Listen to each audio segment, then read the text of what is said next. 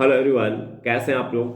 आज के सेशन में हम डिस्कस करेंगे कि यूपीएससी एग्जाम की तैयारी के दौरान आपका डरना आपके लिए कितना घातक सिद्ध हो सकता है।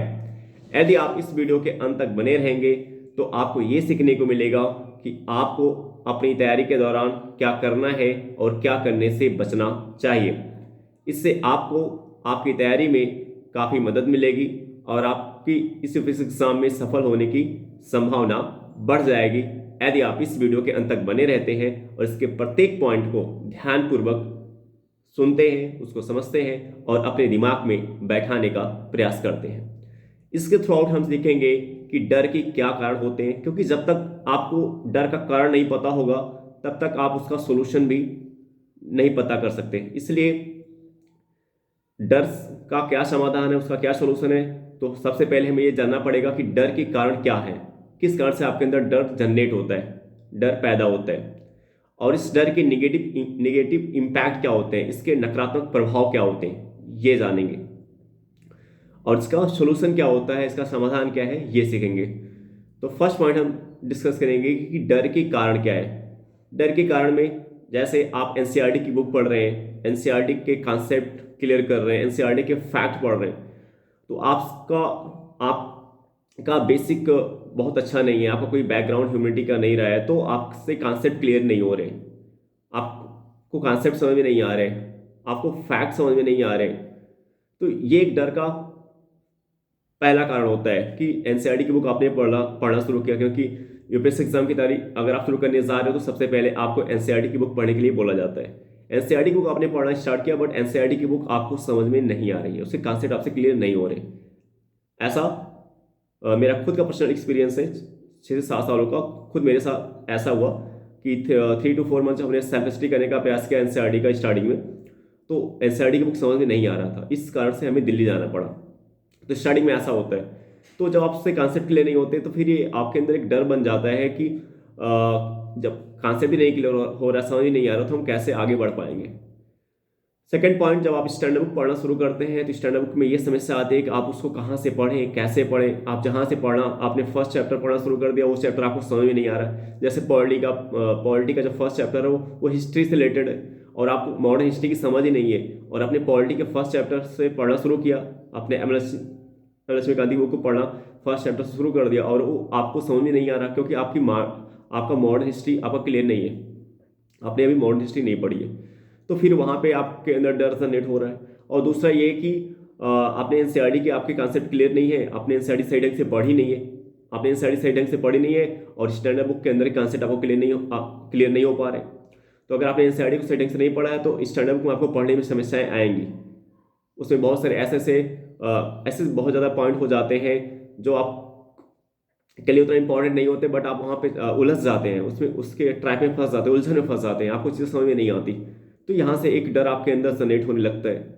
एक डर तो ये जनरेट होता है स्टैंडर्ड बुक के थ्रू आउट, आपको उस बुक का पढ़ने का तरीका नहीं पता है, आप जिस तरीके से पढ़ रहे हैं वो आप उस तरीके से आपको चीज़ समझ में नहीं आ रही है, आपके कॉन्सेप्ट ही नहीं क्लियर हो पा रहे, फैक्ट पकड़ नहीं बन पा रही, आप कुछ पॉइंट के उसमें ट्रैप उसमें उलझन में फंस जा रहे हैं। तीसरा पॉइंट है, जब आप previous year question paper solve करते हैं तो previous year question paper solve करते समय आपसे क्वेश्चन सॉल्व नहीं हो पा रहे, या कम, जैसे 10 क्वेश्चन आपने सॉल्व किया, 10 में आपसे दो से 3 क्वेश्चन बन पा रहे, 7 to 8 क्वेश्चन नहीं बन पा रहे। तो जब आप क्वेश्चन सॉल्व करते हैं प्रीवियस ईयर क्वेश्चन पेपर, जब आपसे क्वेश्चन ही नहीं बन पा रहा है, तो यहाँ से भी आपके अंदर डर जनरेट होना शुरू हो जाता है कि अब क्या आप जो हमने एनसीईआरटी पढ़ ली, स्टैंडर्ड बुक की पढ़ ली, तो क्वेश्चन ही नहीं हमसे सॉल्व हो पा रहा है, तो फिर अब कैसे पढ़े। तो यहाँ से एक डर आपके अंदर जनरेट होता है। देखिए अभी इसका सोल्यूशन क्या होता है सब हम डिस्कस करेंगे। एक डर का कारण क्या है कि आपने previous year question paper solve करना शुरू किया, आपसे सॉल्व नहीं हो रहा, तो कहीं ना कहीं इसके पीछे का रीजन ये है कि अगर आपसे solve previous year question paper नहीं बन पा रहा है तो इसका मतलब आपने जो एनसीईआरटी की बुक है, जो स्टैंडर्ड बुक है, आपने उसको सही तरीके से सही ढंग से नहीं पढ़ी है। तो एक फैक्टर ये हो सकता है कि अगर आपसे क्वेश्चन नहीं बन पा रहे। इस प्रकार जब आप टेस्ट सीरीज सॉल्व कर रहे हो तो वहाँ पर भी आपके समस्या आ रही है, टेस्ट में आपके नंबर ही कम आ रहे हैं। आपको पता है कि आप कट ऑफ जा रही है जनरल की 45-46 क्वेश्चन आ रही है, तो आपके क्वेश्चन 30 ही क्वेश्चन आपके आ रहे हैं टेस्ट में, 32 ही क्वेश्चन आ रहे हैं, 25 ही आ रहे हैं, 20 ही, कभी कभी ऐसा होता है 20 ही क्वेश्चन आपके सही हो पा रहे हैं, 20 ही क्वेश्चन आपके सही हो पा रहे हैं 100 क्वेश्चन में। तो यहाँ से आपके अंदर एक डर, जो सबसे बड़ा डर जनरेट होता है आपको यहीं से होता है कि टेस्ट सीरीज में तो आपके नंबर ही नहीं आ रहे हैं, क्योंकि जब टेस्ट सीरीज में नंबर नहीं आ रहे तो फिर कैसे वहाँ पे प्रीलिम्स और मेंस एग्जाम में कैसे नंबर आएंगे। ये तो डर, यहाँ से एक डर आपके अंदर प्रोड्यूस उत्पन्न होना शुरू हो जाता है। तो इसके पीछे का वही फैक्टर है कि अगर टेस्ट सीरीज में नंबर नहीं आ रहा तो फैक्टर ये है कि आपने एनसीईआरटी की बुक का जो पढ़ने का आपका तरीका वो नहीं सही है, आपने स्टैंडर्ड बुक जो पढ़ा वो आपने सही ढंग से नहीं पढ़ा, आपका कॉन्सेप्ट नहीं क्लियर है, आपके फैक्ट पे पकड़ बेहतर नहीं, तो इस कारण से आपके नंबर यहाँ पे कम आ रहे हैं। तो कहीं ना कहीं आपने अगर नंबर कम आ रहे हैं तो कहीं ना कहीं आपकी कमी है। एक कमी, एक पॉइंट ये भी हो सकता है कि हो सकता है आपको अभी टेस्ट सॉल्व करने का तरीका नहीं पता हो, एक दो 1 2 3 टेस्ट सॉल्व करने के बाद हो सकता है उस तरीके को आप पकड़ लें, फिर आपके नंबर जो है आने। कभी कभी ऐसा भी होता है कि आपकी प्रिपरेशन बहुत अच्छी है, तैयारी बहुत अच्छी है, तब भी आपके टेस्ट सीरीज में नंबर नहीं आते। देखिए एक टेस्ट सीरीज में नंबर ना आने के दो रीजन, एक तो आपकी तैयारी बहुत अच्छी नहीं है, तो कॉन्सेप्ट नहीं क्लियर है, अच्छे से आपकी एनसीईआरटी स्टैंडर्ड बुक पकड़ लेंगे तो नंबर कम आएंगे। दूसरा है कि आपकी तैयारी बहुत अच्छी है, एनसीईआरटी पकड़ा है, स्टैंडर्ड बुक पकड़ा, आपको कॉन्फिडेंस, आपको विश्वास है कि फैक्ट में आपकी पकड़ अच्छी हो चुकी है, कॉन्सेप्ट बेस्ड पॉइंट पे पकड़ अच्छी है, बट तब भी टेस्ट सीरीज में नंबर नहीं आ रहे हैं। तो उसमें एक पॉइंट ये होता है कि आपको टेस्ट सीरीज सॉल्व करने का तरीका आपको अभी नहीं पता है, टेस्ट सीरीज सॉल्व करने का तरीका यानी क्वेश्चन सॉल्व करने का तरीका आपको नहीं पता है। तो जैसे जैसे आप 2 3 4 टेस्ट सॉल्व करेंगे वैसे वैसे आपको तरीका पता चलता जाएगा, फिर आपके टेस्ट में नंबर बढ़ते जाएंगे। तो एक पॉइंट ये होता है।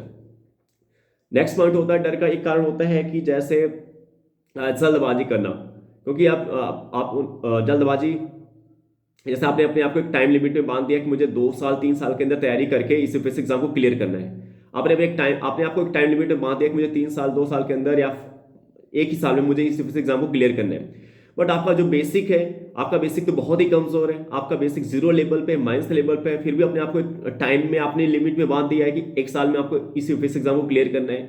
तो इससे क्या होगा कि आप जल्दबाजी में पढ़ने का प्रयास करेंगे, आपके बेसिक बहुत अच्छे नहीं है, आप जल्दबाजी में पढ़ने का प्रयास करेंगे जब आप क्योंकि जब आपने आपको एक साल आपने एक लिमिट बांधे मुझे 1 से 2 साल में क्लियर करना है, तो उसमें आप जल्दबाजी जरूर करोगे। तो जब जल्दबाजी करोगे तो आपके एनसीईआरटी कॉन्सेप्ट नहीं क्लियर होंगे, जब आपके एनसीईआरटी के कॉन्सेप्ट नहीं क्लियर होंगे तो आपकी स्टैंडर्ड बुक के कॉन्सेप्ट भी नहीं क्लियर होंगे, आपकी उस पर पकड़ने, क्योंकि ये कनेक्टिविटी है। आप देखिए अगर आपकी एनसीईआरटी पे कॉन्सेप्ट, आपकी एनसीईआरटी यानी बेसिक फाउंडेशन आपका मजबूत नहीं है, तो स्टैंडर्ड पे एडिशनल फाउंडेशन पे आएंगे तो वो भी आपका मजबूत नहीं हो पाएगा, वो भी आपका कमजोर ही रहेगा।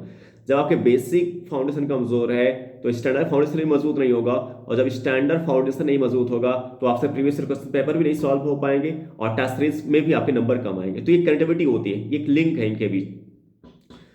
तो ये ऐसा क्यों हो रहा है? क्योंकि आप जल्दबाजी कर रहे हो। आप जल्दबाजी क्यों कर रहे हैं? क्योंकि आपने अपने आप को टाइम, एक लिमिट में आपने बांध के रखा है। एक डर का कारण ये होता है कि आपके परिवार ने आपको बाहर भेजा, इतना पैसा खर्च किया, तो आपके दिमाग में ये रहता है कि आपके घर के लोग आपसे अपेक्षा कर रहे हैं कि आप इस एग्जाम को जल्दी से क्लियर कर लें। देख कभी कभी ऐसा होता है कि वो आप सोचते हो, वो आपके परिवार के लोग नहीं सोचते रहते, बट आप उस चीज़ें गलत तरीके से सोचने लगते हैं कि ऐसा होगा। आपके आप रिलेटिव के बारे में सोच रहे हो कि आपके रिश्तेदार सोच रहे होंगे कि कितनी जल्दी से मैं इस एग्जाम को क्लियर कर लूँ, नहीं तो रिलेटिव के लोग आपका मजाक उड़ाएंगे, आपके पड़ोसी के लोग आपका मजाक उड़ाएंगे। तो ये चीज़ कुछ गलत सोच अपने दिमाग में बैठा लेते हो कि आपके बारे में रिलेटिव, आपका रिश्तेदार सोच रहा है कि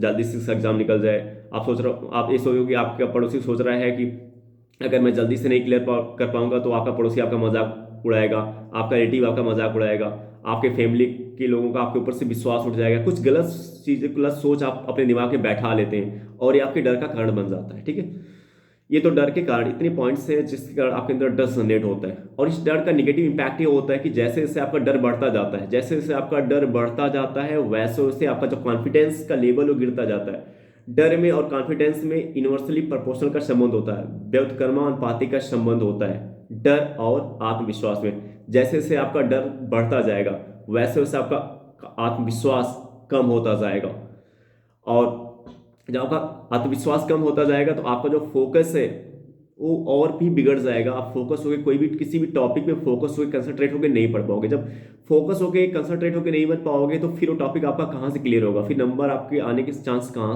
पे बढ़ ही नहीं पाएंगे। तो इसका नहीं, आपके कॉन्फिडेंस को जीरो ले, आपके ये जो डर है आपका डर से बढ़ता जाएगा, ये आप कॉन्फिडेंस के लेवल को जीरो लेवल पे लेके चला जाएगा। इससे कभी कभी आप बहुत ज़्यादा डिप्रेस्ड हो जाते हैं, डिप्रेशन का शिकार हो जाते हैं, अवसादग्रस्त हो जाते हैं, जिससे आपको मेडिसिन की जरूरत पड़ती है। ऐसे बहुत से बहुत से ऐसे यूपीएससी एग्जाम को, बहुत से ऐसे टॉपर्स हैं जिन्होंने यूपीएससी एग्जाम को टॉप किया है, स्टेट पीसीएस एग्जाम को टॉप किया है, बट वो इस फेज से गुजर चुके हैं। वो एक ऐसी भी कंडीशन आई कि वो डिप्रेशन का शिकार हो गए। और डिप्रेशन के शिकार होने का पीछे का कारण क्या है? ये फैक्टर्स हैं जो आपको डिप्रेस कर देते हैं, जो आपको डिप्रेशन की तरफ टेंड कर देते हैं, डिप्रेशन की तरफ लेके जाते हैं। तो बहुत से ऐसे यूपीएससी टॉपर्स हैं, स्टेट पीसीएस एग्जाम के टॉपर्स हैं जो इस फेज से डिप्रेशन अवसादग्रस्त हो, इस स्थिति से गुजर चुके हैं, यानी डिप्रेशन का शिकार हो चुके हैं, अवसादग्रस्त हो चुके हैं।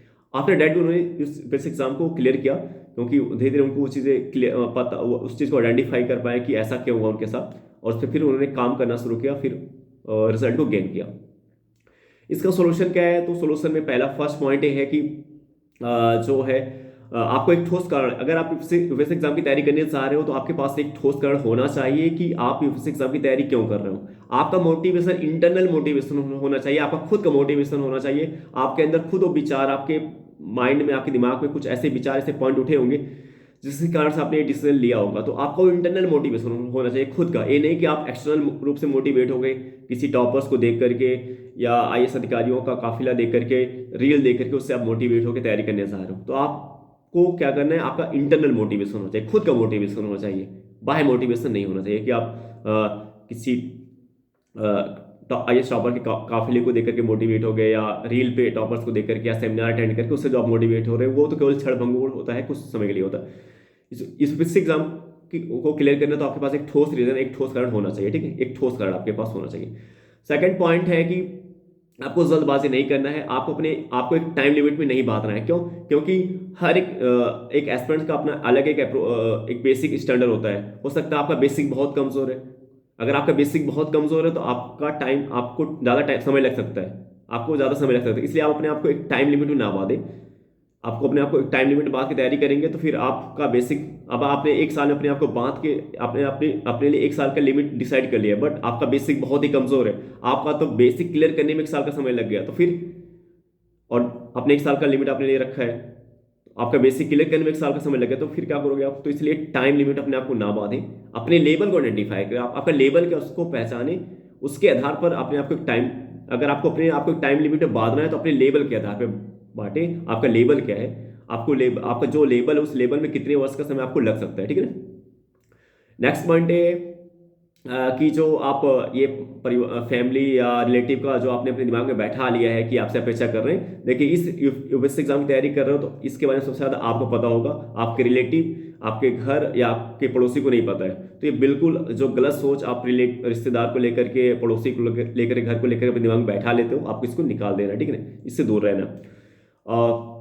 अगर आपको ज़्यादा डर लगता है तो आप अपने लिए एक बैकअप प्लान सेट कर सकते हैं, जो आपको रहेगा कि अच्छा यहाँ पे नहीं होगा तो फिर हमारे लिए एक बैकअप प्लान है, हम यहाँ पे जाके काम करेंगे, वर्क करेंगे। तो आपके माइंड सेट में एक होना चाहिए कि आपके पास एक बैकअप प्लान है, क्या करना है, कि अगर हमारा इस विशेष एग्जाम में क्लियर नहीं हो रहा है तो हमें क्या करना है। तो आपका एक बैकअप प्लान होना चाहिए, तो वो आपको मोटिवेट करेगा इंटरनल रूप से और आपके कॉन्फिडेंस को बनाए रखेगा, ठीक है ना। आई होप डेट ये वीडियो आपको समझ में आया होगा। हम आपसे नेक्स्ट वीडियो में मिलेंगे। Okay, bye.